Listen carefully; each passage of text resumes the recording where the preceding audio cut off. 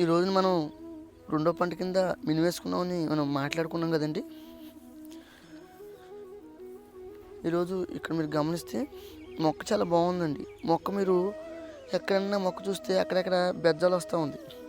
ఇది మనం రెండో పంట కింద ఏవైతే వేసుకుంటున్నామో ఇది మొక్క వేసుకున్నప్పటి నుంచి కూడా మనం ఎప్పటికప్పుడు కూడా గమనించుకోవాలి.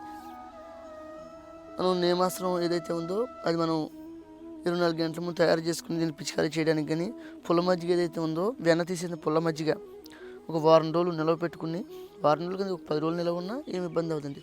1 లీటర్ పుల్ల మజ్జిగకి 14 నుంచి 15 లీటర్ల వాటర్ కలిపి ఎప్పటికప్పుడు చూసుకుంటూ ఉండాలి.